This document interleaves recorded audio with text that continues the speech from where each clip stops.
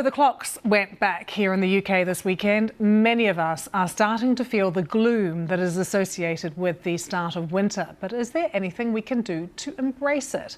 Well, many Scandinavian countries are well practiced at detailing with the cold and the dark. Here to tell us more is Mick Viking, who is author of the Sunday Times and New York Times bestseller, The Little Book of Hygge, The Danish Way to Live Well. Good to see you. Firstly, am I saying it right? We've had lots of debate about this in the office this morning. I've heard many variations. I usually call it hygge. OK. What is it? Well, I think the best short definition is the art of creating a nice atmosphere or the art of enjoying simple pleasures in life.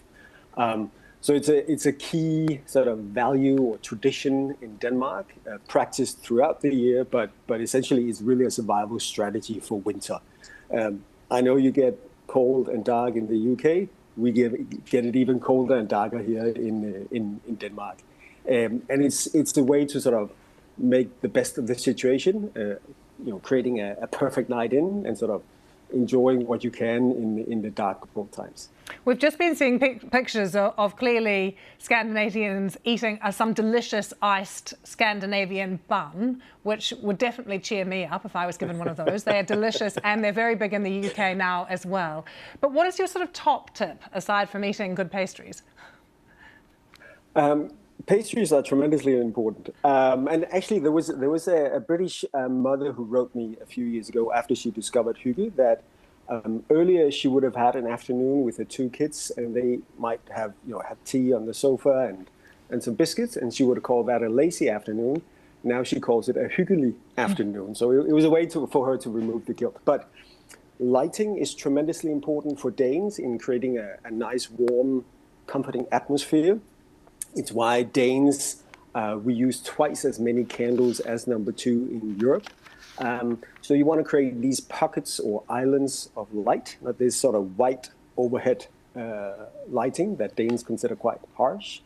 And actually, there was a Canadian reader who told me a few years ago that after he had read The Little Book of Hygge, he went out and he bought some candles and started to light candles for dinner at home with his wife and kids.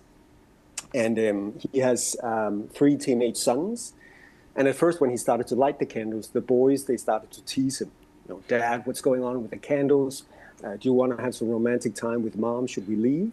But he told me that eventually it was the boys that started to light the candles for dinner. And it became this sort of ritual of food and fire. And most importantly, he says their family dinners now last 15 to 20 minutes longer because the candles creates a different atmosphere around the dinner table that makes the boys sort of sit down, slow down, enjoy their food, and talk about it. Yeah, so I think it's a way to sort of slow down. Yeah, and presumably while we're talking about light, we should put down our phones and our devices as well, and the light that they're emitting.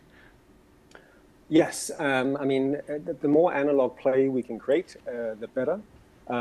So stay indoors. Jigsaw puzzles, side-by-side activities, board games, maybe go for a walk if things go crazy. That's sort of the hygge way of life. Have you been surprised by how successful your book has been, how it's really touched people right around the world? I think it's because we gave a name and a language to appreciate something that people were actually already practicing. So the book is translated into 39 languages,